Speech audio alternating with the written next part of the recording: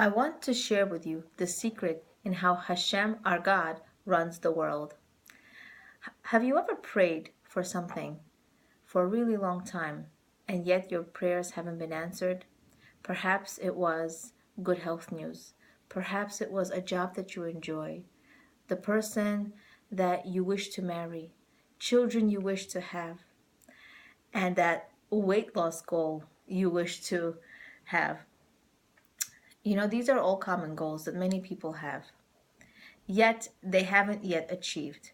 And why are we constantly praying for them? Why do we want them so much? And why haven't we been answered yet? In this Parshat Vayetze, I would like to share with you the secret regarding how does Hashem run the world as we consider righteous versus people who are not righteous in this world. I would like to quote Parshas Bereshit Rabbah. Hashem prolongs the salvation for the righteous and supplies it immediately to the wicked. End quote. In other words, the one who is truly righteous fight their way back, fight their way so hard to get married, to have children, to succeed in life, to lose weight in this case. But it doesn't seem fair. Why does it seem that only the wicked ones enjoy such a smooth sailing life? There is something we need to consider here. What will be wrong if we would receive blessings and trials according to our deeds? And with this, we must consider what the Yafet To'ar enlightens us with. He gives us a stunning explanation. He says that a righteous person desires to see everyone in a positive light. In other words, Hashem does not want the cause and effect to be so evident in this world so that when a person would receive a blessing, everyone would know. And if, God forbid, a person would commit a sin, everyone would know. In other words, the person would be embarrassed. But we know that a righteous person wants to see the good in everyone, wants to see that positive shining light in everyone. He doesn't want to see the defects of another person. I'm going to give you an example. A person who has a hard time getting married, she tries and prays to Hashem, our God, for her zivug, for her bashert, for her destined soulmate, and she's not answered. So she starts hating herself, and she commits sins, and everybody knows she's not getting married, and she continues hating herself. What happens in this situation? Everybody knows she's not married because she committed sins. Now, in this case, obviously, she's never going to love herself. And if she doesn't love herself, she won't see the good in others. So if a person is righteous, they are constantly seeking the good in others. They only want to see the good in others and their positive attributes. So since the righteous person decides to see everyone in a positive light, Hashem instituted a system where an evil person has a smooth life and a righteous person experiences many challenges during their life. This system allows for the righteous person not to be aware of the shortcomings of other people, or so that Hashem decreed that life's happenings should not be associated with a person's deeds, good or bad. In other words, if something is happening in your life, a challenge, a difficulty, it isn't because you sinned. If you have a smooth sailing life, it isn't because you are evil. So when you have difficulties in your life, it's because you are righteous. It's because Hashem wants you to bring him closer to you.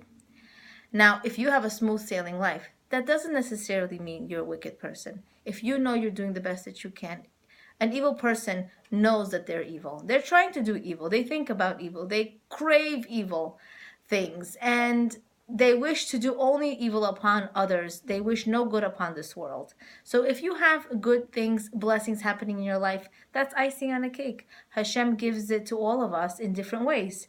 Whether it's good children, a great relationship with a mother-in-law, a mother, whether it's good livelihood, whether it's a job you truly enjoy, whether it's a talent you really have, those are all icings on the cake. They're really blessings in your life that are truly profound and shouldn't be taken for granted. Now, they have nothing to do with what you did. This is just what Hashem gave you.